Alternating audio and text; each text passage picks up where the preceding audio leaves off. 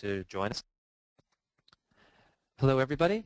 Welcome to the webinar, the PDF Compressor 5.3, and our introduction to the Born Digital module for the PDF compression server. It's this is number 2 of a series of webinars that we're hosting about new features with the PDF Compressor 5.3. Can we go to the next slide? Sure. Here we go.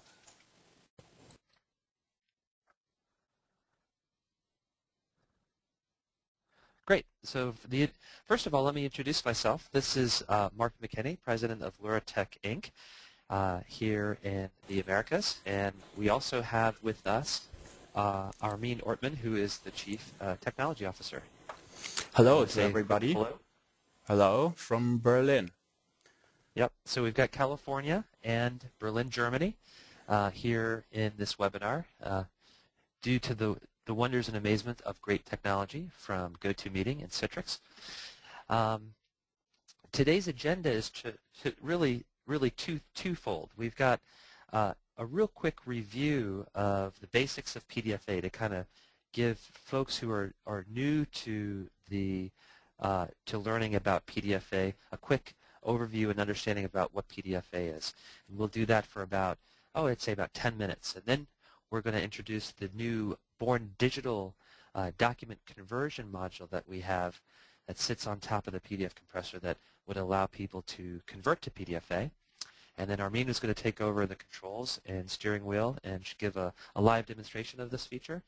And then at the end, we'll talk a little bit about license models and hopefully answer any questions that you all have. Meanwhile, there is a chat functionality with this presentation. So if you have any questions that you'd like to ask us during the presentation, Armin will be monitoring those questions and typing back. And also on occasion, if you see a really good question, Armin, feel free to interrupt me and say, hey, we've got a question from the audience. We're going to try to make this webinar a little bit more interactive with everybody who is participating today. So with no further waiting, shall we click to the next slide? Okay. Let me just hop in briefly here. On the other hand, we may not be able to answer all the questions in the limited time of this webinar, but we assure you we will get back to you personally with answers to all the questions you posted during the webinar. Absolutely. Great point. So LuraTech, who is LuraTech? Well, just a real quick overview. LuraTech's been around since 1995, and we really started off as a company delivering compression toolkits for JPEG 2000 and wavelet-based compression, as well as compression technologies for scanned documents. However, over the course of the last 15 years or so, we have developed into a company that offers broader solutions based on ISO-compliant standards like JPEG 2000 and PDFA, and now have become a company offering software solutions for document conversion and batch processing of document conversion. So we've evolved quite a bit over the years, and a lot of what we're doing now is in the area of production-level conversion of documents. And so can you go to the next slide, please?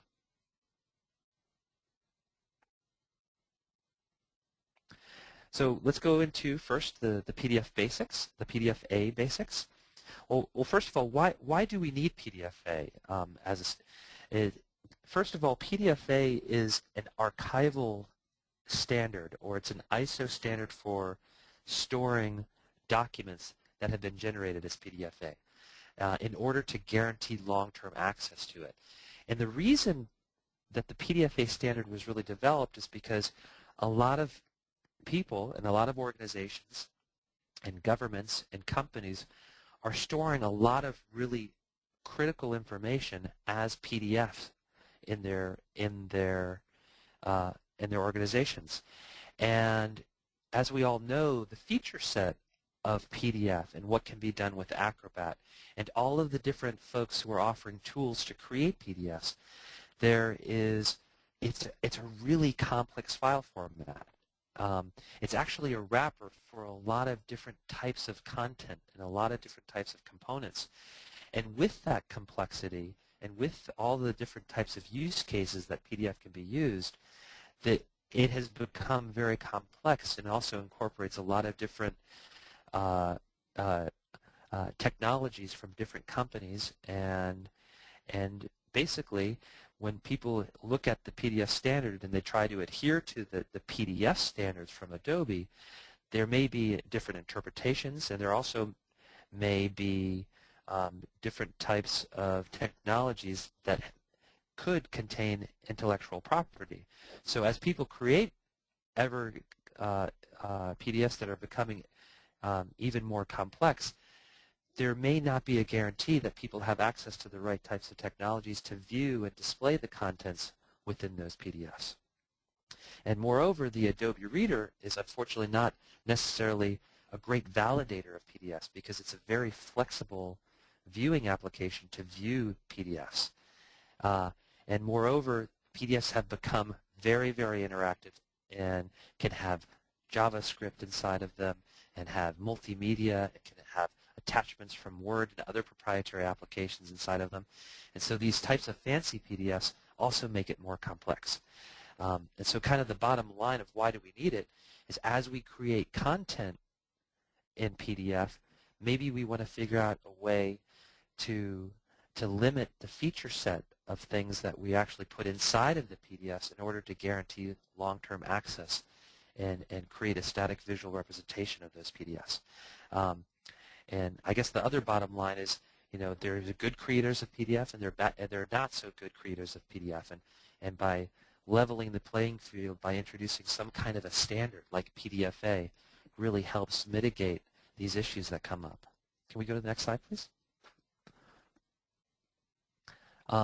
There also is another really good reason to work with PDF and PDFIA is because a lot of the standards that have been used up until now for scan documents, for example, like TIFF and FACSGroup 4 and JPEG, don't really have the feature sets that we really might want to have to do long-term storage of documents.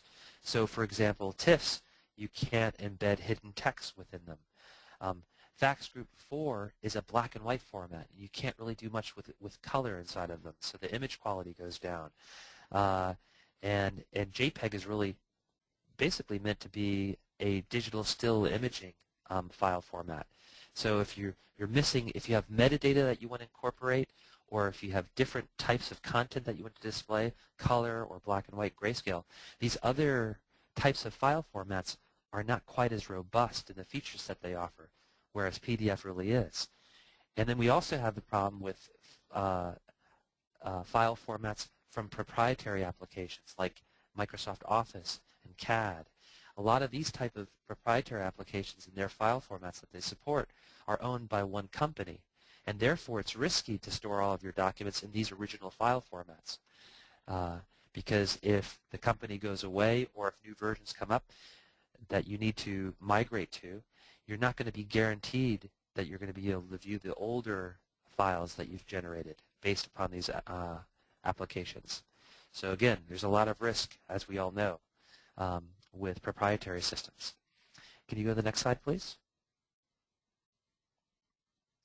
So what exactly is PDFIA? We know that it's a standard for long-term archival. It's really, the goal is to generate PDFs that can be stored for long-term so that people can guaranteed access to the original visual quality of the documents and files that you've created.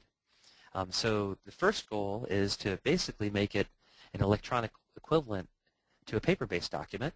The second goal is to really create a reliable access to what was generated in the original PDF. Another goal is to make sure that there's no context dependency, that whatever you display within the PDF actually has all the components to render that content. And it's really meant to be the long-term preservation file format for any type of documents that are being stored within an archival system.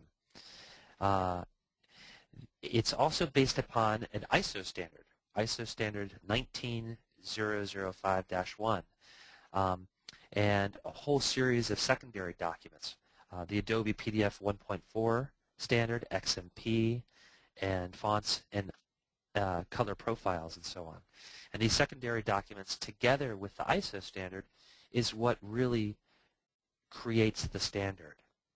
And basically the things that the standard governs are aspects of what can go into a PDF file, but also the ways and aspects that a PDFA file can be rendered. And that's what the standard actually governs. And what does this mean then is once you have an ISO standards behind, that's actually what guarantees the access for the content, because anybody can go and grab the standard, read it, and create a viewer based upon the standard and read the contents of all the PDFA files that have been created. Okay? Next slide, please. So again, what are some of the core goals behind PDFA? Well, it's to maintain a static visual representation of what's inside of the documents, like I mentioned before. It also sets a goal of consistently handling all the metadata that can be embedded inside of a PDFA file. And it also has the option to maintain the structure and semantic meaning of content within a PDFA file.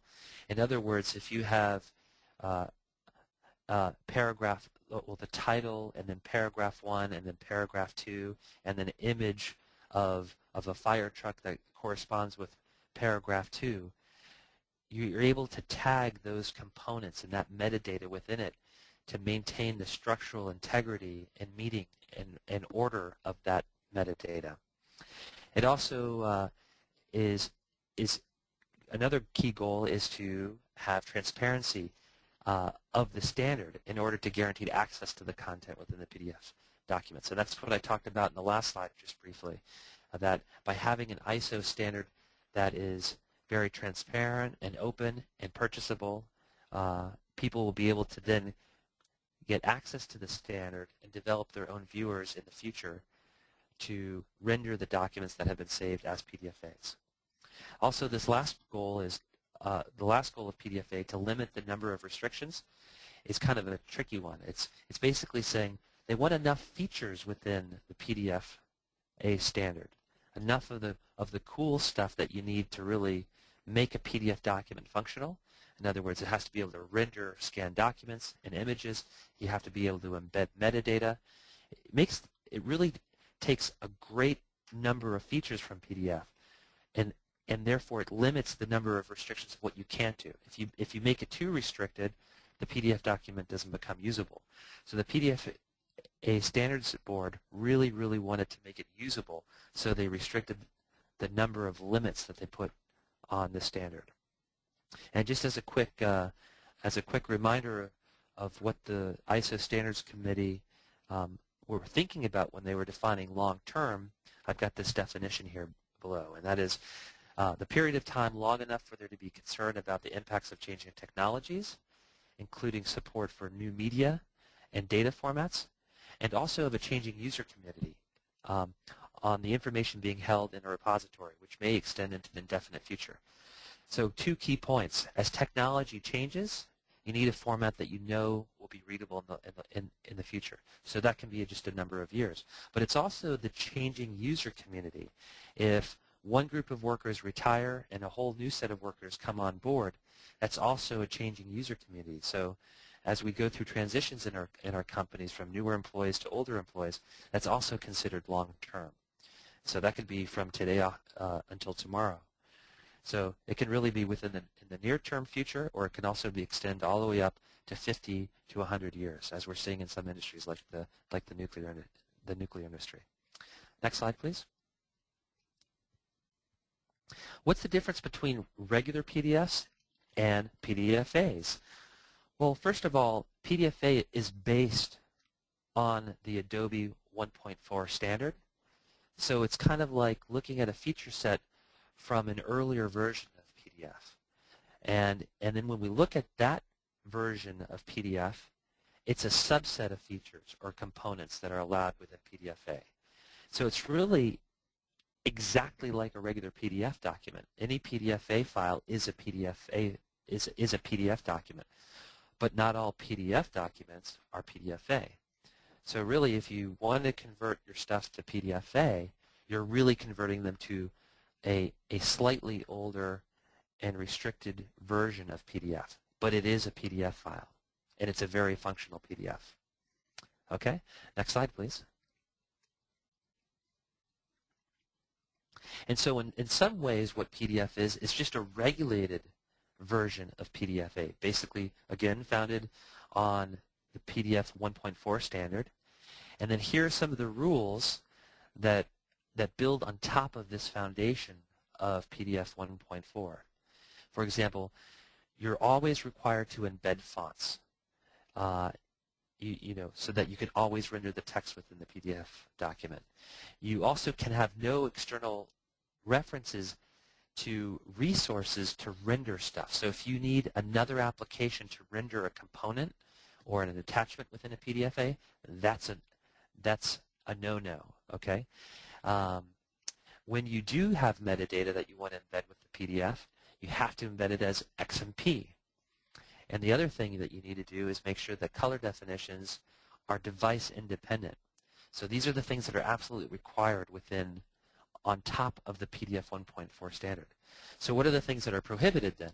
Well, first of all, any type of JavaScript is prohibited, any kind of active PDF documents. You also can't include encryption or password protection, because then that's usually a proprietary technology to lock the files, and you can't have that. You need to have access to the content. And certain types of compression algorithms, like LZW, are not allowed within the PDF standard. Now, with that said, JBig2, which is a black and white compression, kind of like the replacement format to Fax Group 4, and also really, really advanced MRC compression, they are definitely allowed within the PDF standard. And also, transparent objects or page objects are not allowed. Things that are semi-see-through aren't allowed. So there's certain things that are allowed in the PDF 1.4 standard that aren't allowed in PDFA, and that's the list of them there. And then there's a few really, really frequently misconceptions about PDFA. Hyperlinks to other documents or hyperlinks to URLs are totally allowed. People think that when you say that something's not, you can't have any external references, they think they mean URL links. Now, that's not true. You're totally allowed to have URL links and also links to other documents and other PDFs. You're just not allowed to have content that requires another application to render it. I hope that makes sense. Sounds a little bit complicated. So that's one misconception that people have about the PDFA standard. Also, form fields are not prohibited. Well, that's not true. Actually, form fields are allowed. And also, digital signatures are allowed, as long as they adhere also to the PDF 1.4 standard. And again, I said this earlier, every PDFA is a PDF file, but not every PDF file is a PDFA compliant file. Okay? Are there any questions yet, Armin? Not as far as I can see. I think okay, everybody's still listening to you, Mark. Okay, good. Okay, next slide, please.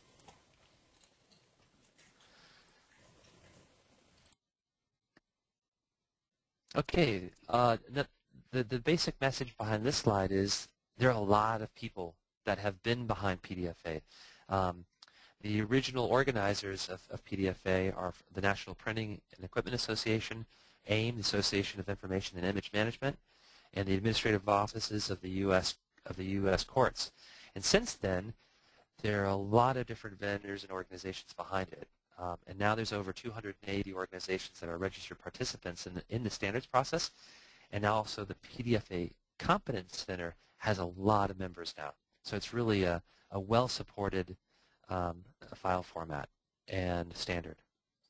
Can we go to the next slide, please. So the key advantages to PDFA, as a recap, are, first of all, you get vendor independence. If your vendors all adhere to PDFA, it means you can have interoperability because they all create PDFA. PDFA takes advantages of some of the really powerful features of PDF documents, which is the hidden text, the ability to index, the new compression mechanisms that we talked about before, and the inclusion of metadata to really complete a record. And it also delivers a unified archival format, whether you're scanning documents or creating documents from digital sources, and also anything that may be coming out of the mainframes from data streams. And what we're going to be focusing on for the rest of this talk is on all the documents that are coming from digital sources.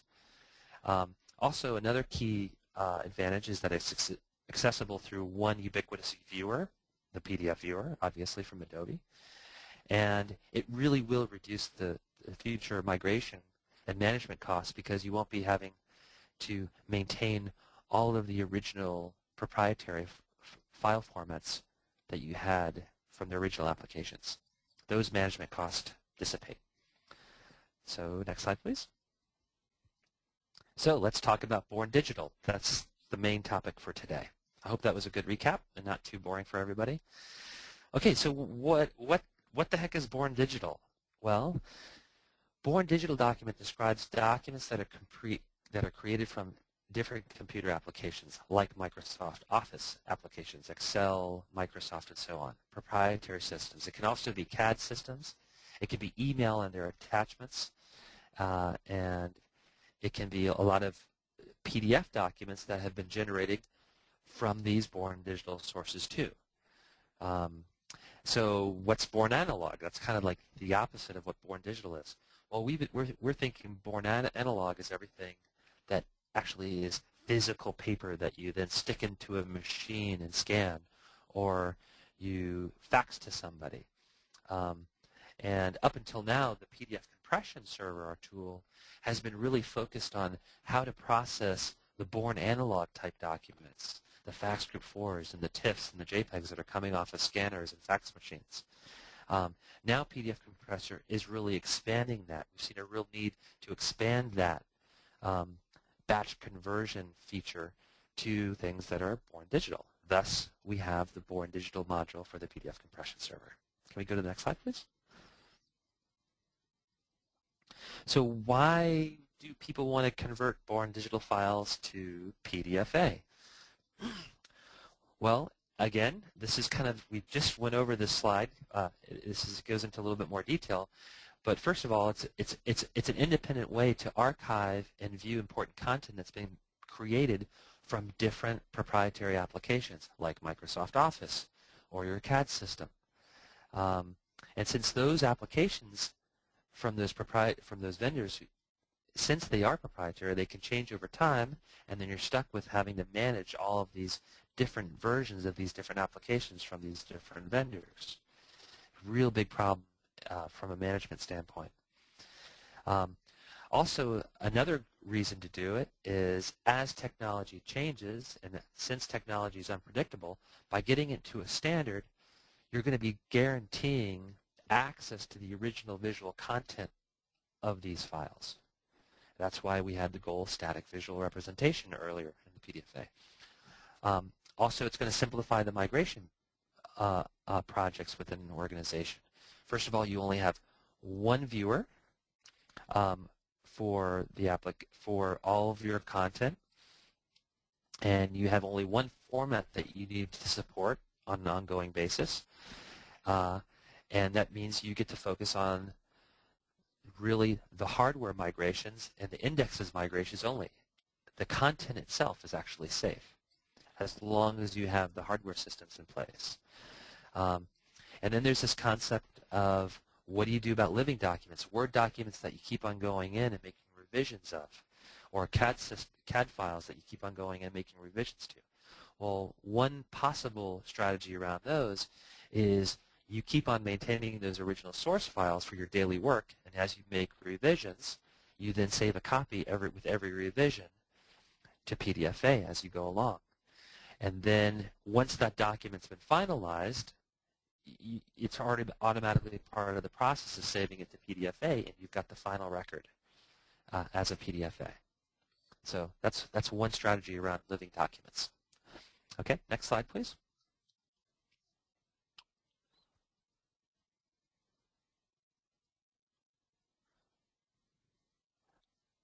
There we go. So what are some of the key conversion requirements for taking born digital content and migrating it or converting it to PDFA? Well, different types of documents from different sources do require different conversion approaches, and it can get kind of complex. So if the goal is to create a PDFA where the original content is being maintained, you need to have a software application that's going to apply the right approach for that different type of content. So for example, a CAD drawing, you need to maintain a really good visual representation of that file in it, and its measurements and the size of that have to be done correctly. So the conversion application that you're using to PDFA needs to take that into consideration. Or if you have a Microsoft Word file, you need to know to be able to embed the fonts for that Word file and grab the font information and embed it. Or if you have a scanned document, you need to be able to know, okay, this is a full color document, thus compress it. Or if you have a more digital PDF file, you need to break it apart, then wrap it back up as a PDFA file. So the approaches to these different files are different, and so you need an application that needs to be able to deal with those differences. Another core requirement for the software that you want to have, if you need to do batch processing, it needs to be able to process without anybody attending to the software. In other words, you might want a software that doesn't require any type of operator or any type of training for the operator, so something that's easy to use. Another core requirement is that the software needs to be able to handle some of the big challenges of converting to PDFA and not make that your problem. So in other words, it needs to figure out how to embed the correct fonts. It needs to handle the color profiles properly and have no device-dependent color profiles. It needs to flatten the transparencies and handle the forbidden content intelligently, or get rid of the multimedia content and so on.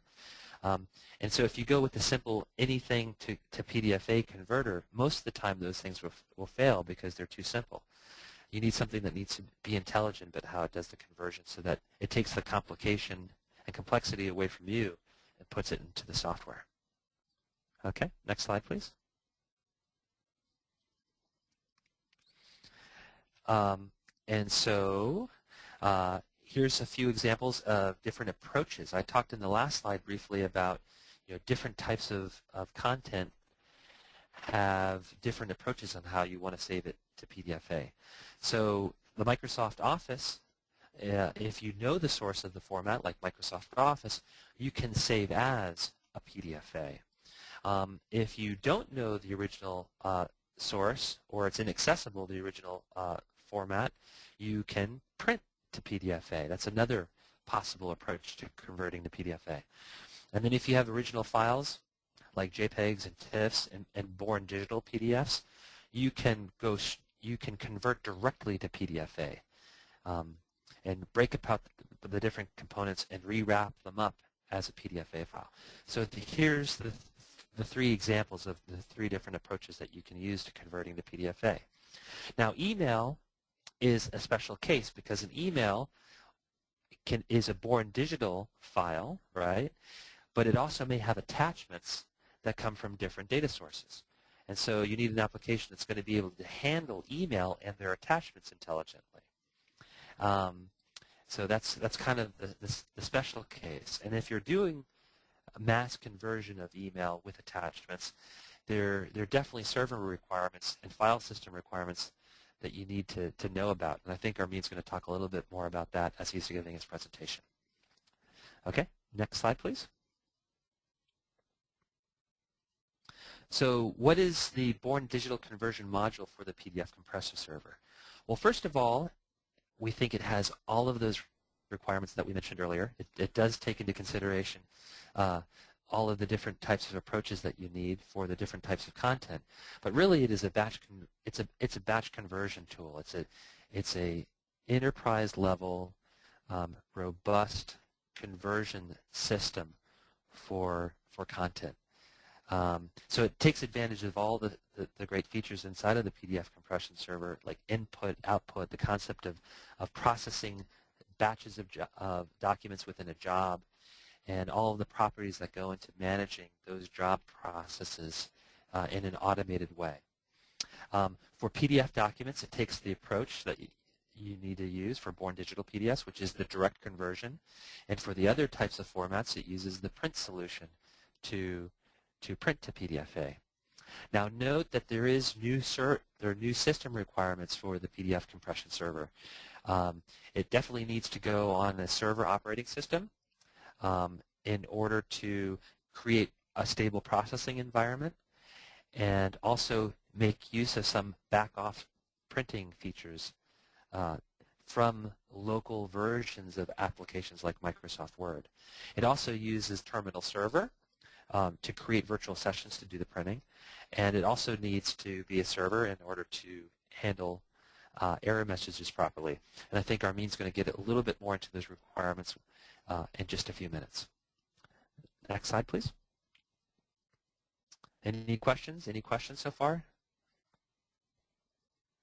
You see any I questions, Armin? have one question concerning actually the embedding of external links.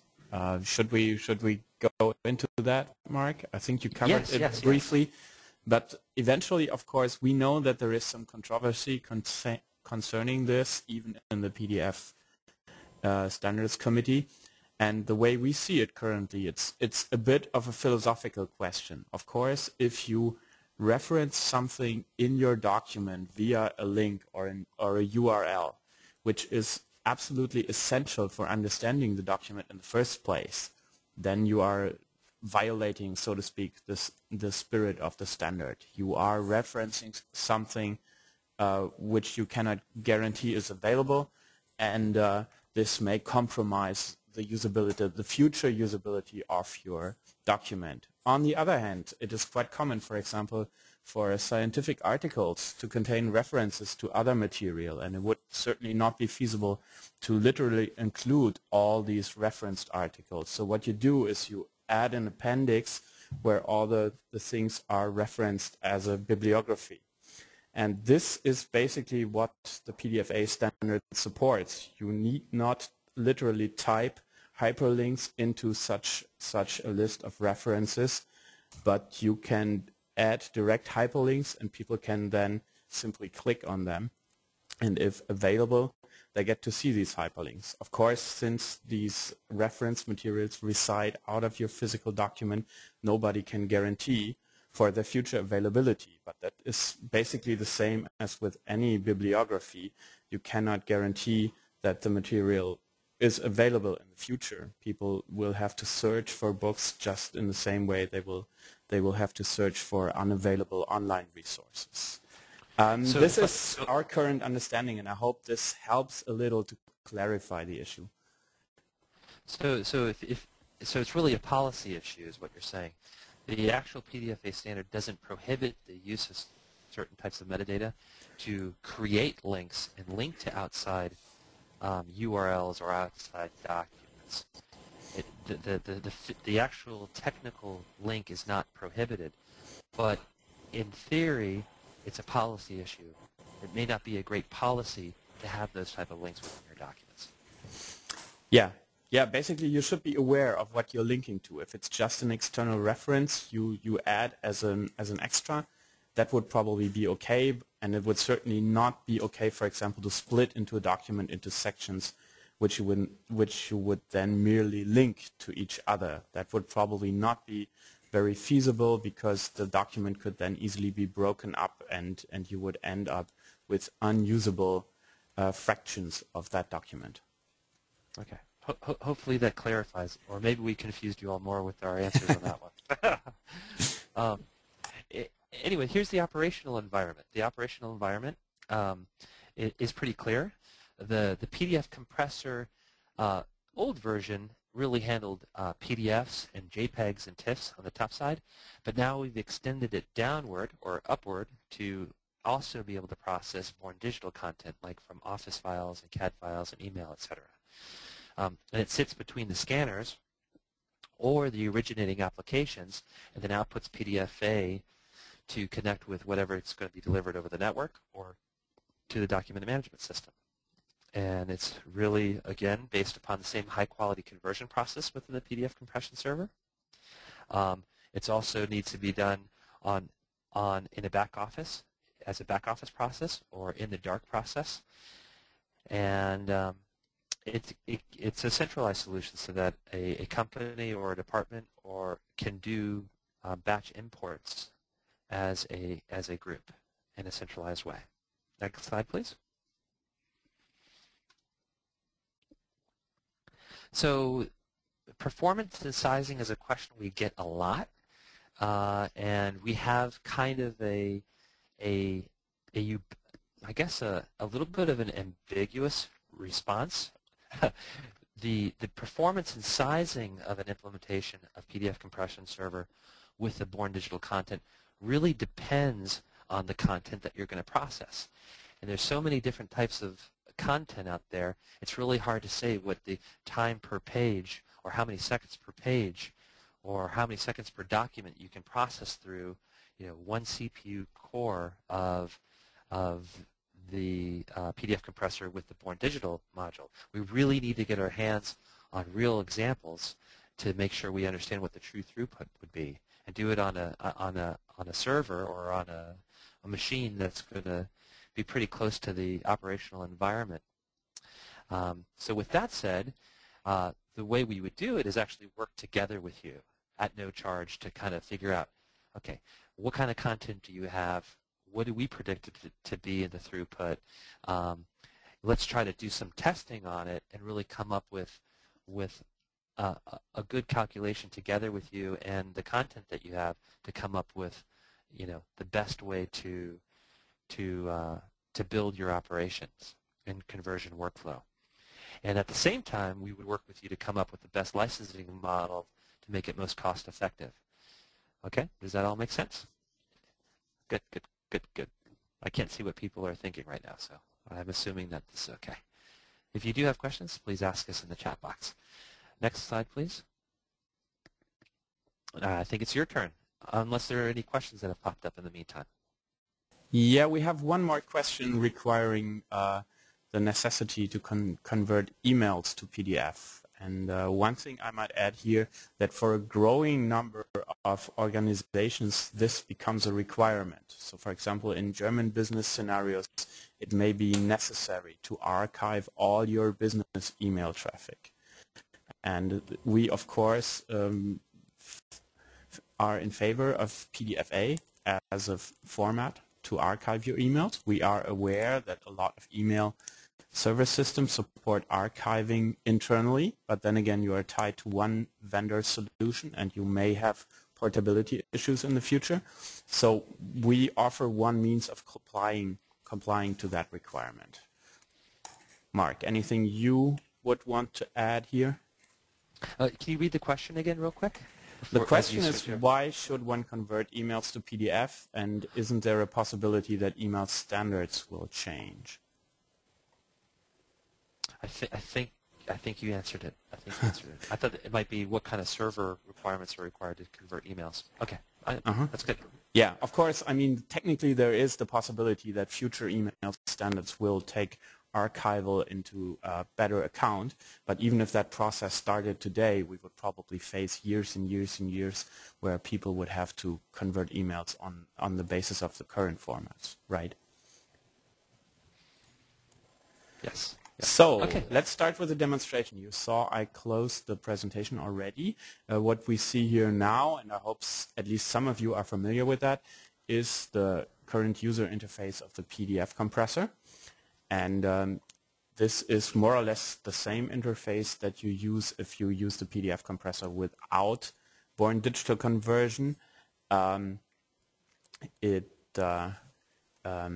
it is the same appearance as if you want to convert simple scanned documents. And the quickest approach to conversion, and you can see I have prepared a batch of mixed documents in here. So for example, we have an Excel spreadsheet which looks like this. It even contains a diagram and a table with some figures. And we do as well have a Word document. Surprisingly enough, it elaborates on the features of the PDF compressor, and it has a few pages these days.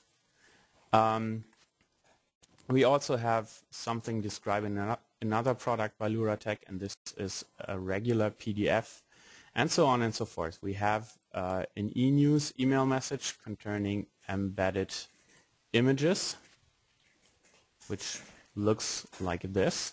So we see we have quite a few elements in here, and the easiest way to start to convert these digital documents to PDFA is simply to drag this folder over here into the PDF compressor, and I can then go and edit the properties of this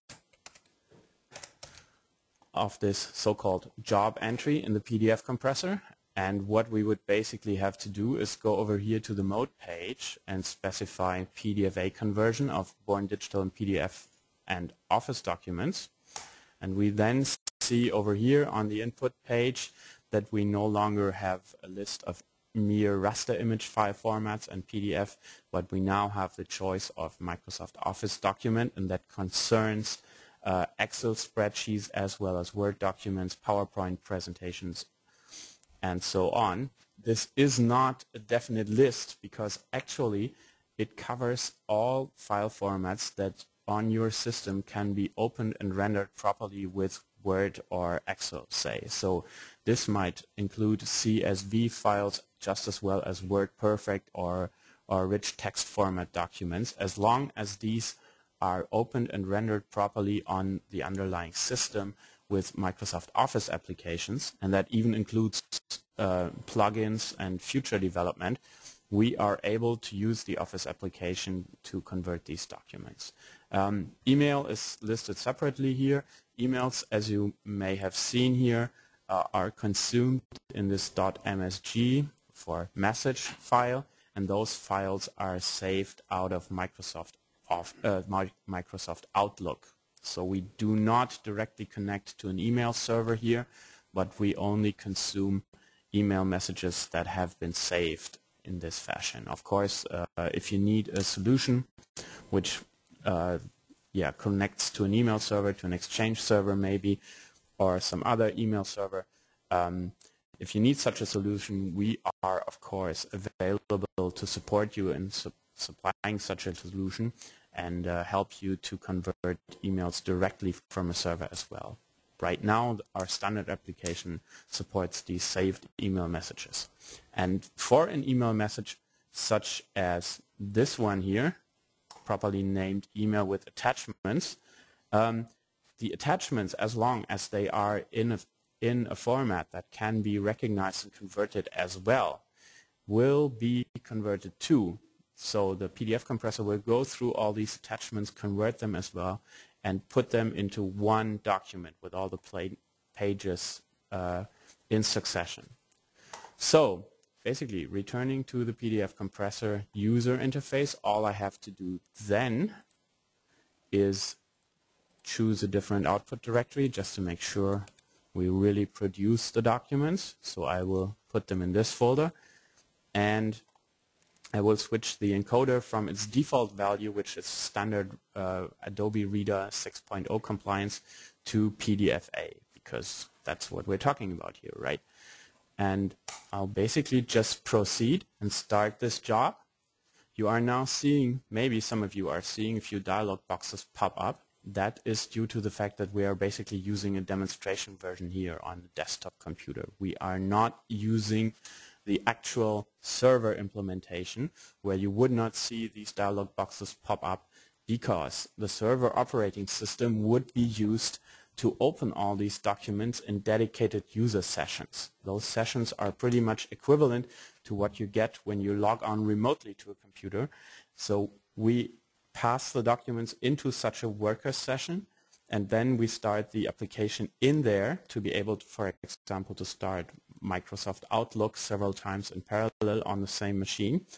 And within these sessions, we convert the document. This also helps us navigate around possible errors because, of course, this conversion, just as any automated process, may fail. But if it fails locally in such a session, and we can terminate it after a timeout, and the further conversion of the documents will not be affected. Something such as Word or Excel will not get hung up because it displays a dialog box for which, of course, nobody is there to view and click the OK button. Okay, with that said, you now see that we have converted all these documents over here, and hopefully as promised. First of all, you see that Adobe Reader 9 is displaying that this is a PDFIA document, and you can already see in the pages overview that it contains quite a lot of different stuff. It contains this fax Word document, contains the Excel sheet, and then switching to a landscape display, it contains the pages from the PowerPoint presentation. Right, and more or less the same worked for all these documents in here. Oh, by the way, I should not leave out this image of our CEO, Carsten Heiermann. So that got converted just as well. The same here for the Excel sheets, even containing the chart and the graphics. And as Mark outlined before, the difficulties of converting these different document formats are all under the hood. Everything that has been converted is converted through this simple interface, and you can use all the regular benefits of the PDF compressor, such as watch folders, which are periodically checked for new document entries. You can merge documents and so on and so forth. So we try to minimize the complexity of the process on the user side and try to put all the different parts on the inside and handle them appropriately. Of course, the fact that this system or the Born Digital conversion option has to be installed on a Server 2003, Windows Server 2003 operating system makes the installation a little more complicated. We have assembled detailed installation instructions, but of course we will always stand by to guide you through this process and to help you, for example, if you want to set up a test version of this. And we must also note that for the rest of the PDF compressor, without the Born Digital conversion, still the same system requirements apply. So you basically need just some sort of current Windows operating system, Windows XP, a server operating system, or Windows Vista, and the regular version of the PDF compressor will run there. Mark, did I leave out anything important? Anything else I need to explain or note? No, I don't think so. I think that's excellent. Any questions from the audience? Let me check. I didn't look in the meantime. People are asking about permitted compression schemes within PDFIA. I think I know where that question's coming from. Yes, the permitted compression schemes that are allowed within PDFIA are JPEG for images, and JBIG2, as well as Fax Group 4 for scanned black and white documents, and also the combination of those type of compression schemes for images and scanned documents combined with the really cool MRC compression, or mixed raster content compression, which is the layered approach to really achieving super high compression rates on scanned documents, whether they be black and white, grayscale, or color. So there's quite a few very advanced um, imaging compression schemes and document compression schemes that are definitely allowed within PDFA. In the next version of PDFA, coming out in 2010, 2011, will more than likely also be ratified with JPEG 2000 Part 1 compression for digital still images as well, because that's also an ISO standard compliant compression scheme and a very well adopted compression scheme for digital still images. Did I answer that question properly, Armin? Yeah, absolutely. And we must add, of course, that we would very much like to see JPEG 2000 in there because it's one of our favorite compression schemes for color images, and we would like to implement it in PDF Compressor for PDFA as well. We have one more question. I would like to answer that briefly, which is, do we need the native applications such as Microsoft Office installed on the system where this Born Digital conversion is running? And the answer is yes. You need to install them, preferably Microsoft Office 2007, and you need that properly licensed. Unfortunately, we cannot directly wrap this into our installation, so part of our installation notes concerns installing these components. You need those properly licensed. You are at liberty to install the whole thing inside a virtual machine, but then again, you need proper licensing for that. Good, very good. Excellent question. Let's go back to the presentation and take a look at licensing models. What do you say? Will do in a second. Like this, you say. Exactly, exactly. Okay, the forms recognition and as well as the Born Digital modules, it is really a module for the PDF compression server, and it uses exactly the same licensing scheme that we have for the PDF compression server. So we have one model is on an unlimited license base, which is our basically based on CPU cores, as much as you can process, as many pages, as many documents as you can process through the number of CPU cores that you've licensed. There's also the advanced version, which allows you to process up to 5,000 pages per month for kind of mid-size production environments. And then there's also basic, which is much more based upon the project level. It's a much lower cost license scheme, and allows you to do a conversion starting off at 20,000 pages, and then you can recharge it or add additional cartridges with more pages, from 10,000, 100,000 page cartridges all the way up through 100 million pages. And this particular version of the PDF Compressor Basic would use all of the CPU cores that are on the installation of that machine. It's really good for projects and then doing some backlogs processing. Okay, next slide, please. And the Born Digital option is definitely sold as an add-on or a module to the PDF Compressor.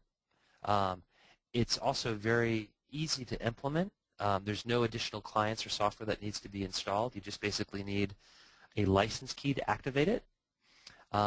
There's almost no other setup costs or rollout costs because it's within the PDF compression server, with the exception of the stuff that Armin mentioned, that you need to make sure terminal server is set up properly on the server, and that you've got your other applications like Microsoft Office installed and licensed properly. But other than that, it's very easy to implement. Just get the license key, make sure terminal server is set up, and make sure you've got your back office, your Microsoft Office application set up, and you're good to go. What's also really good is the way you can license the Born Digital module is very flexible. So, for example, if you get the PDF compression server with an unlimited amount of processing on one CPU core, but you're only going to be doing a small number of Born Digital conversion to PDFA, you can select the basic project-based licensing model for the Born Digital option while you run all of your scan documents and everything else on the standard PDF compression server with the unlimited CPU core model. Does that make sense? So basically any combination of the licensing models that we talked about between this module or add-on to the PDF compression server is possible. Okay? So very flexible in how you want to implement it. I guess that makes sense if you already have the PDF compression server and you want to start to test how PDF or how Born Digital conversion might work. You might want to start off slowly and do a limited licensing model for that, and then grow and up to a full model or full licensing model. Okay, next slide, please. And I think that means we're concluding the presentation today. First of all, we definitely do have demonstration software of this stuff. All you have to do is basically write me an email. You see my email up here. It's m.mckinney@luratech.com, or give me a call, and I will send you a download link for the PDF compression software as a demo, and also ask us any questions. At the very end of this presentation, you have a questionnaire. We would really like for you all to take a few minutes to fill out the questionnaire and let us know what you think of our presentation today and your level of interest in what we're talking about. And I think that's it, Armin. Do you have any other comments or questions? No. I think anybody from the audience?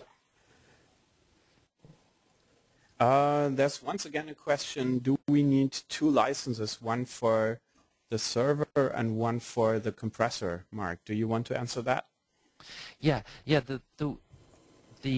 there are definitely two cost line items if you purchase the software. There's a line item to buy the PDF compression server, and then there's the line item to add the module to it. But when you actually go to install it and you get the license key from us once you've purchased the software, it's only one license key that you'll receive from us, and it will activate both. Now, if you bought the PDF compression server first, you've already have the license key for that, then you basically submit a new license request file once you purchase the add-on, and then you get the new license key to activate it. Did I get that correct, Armin? Yeah, absolutely. Good. Hope that answers your questions. And if there's no other questions, I think we're about ready to conclude. If you do have additional questions, we will definitely take them offline and start to answer them one-on-one.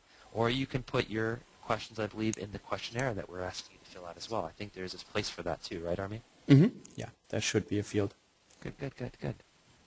Well, thank you all so much for coming. It's been fun this time, huh, Armin? We've talked for quite a while, Mark. Let people go now and do their work. Oh, okay. Anyway, take care. Thanks all for coming to our presentation. Bye. Bye.